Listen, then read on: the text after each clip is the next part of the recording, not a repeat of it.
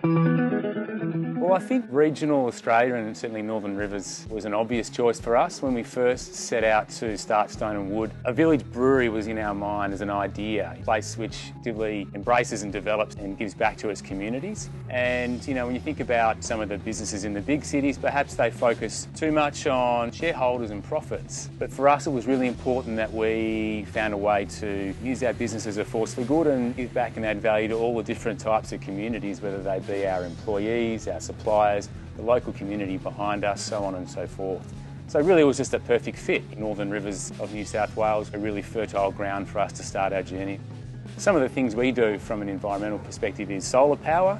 Our roofs here in the brewery generate approximately 15% of all our power, but we also actively work on reusing and recycling a lot of our waste. For example, 90% of our solid waste gets reused, whether it ends up as grain feed on the local farms. We reuse a lot of the water for cleaning and reticulation around the brewery as well. Employing local people, using local suppliers has really been a key part of what we've done to help grow the business. Now we're 9 years in. For a business that started off with 3 guys in a shed, we're now doing nearly 1.5 million litres of case equivalents of beer a year and continuing to grow at a rapid rate.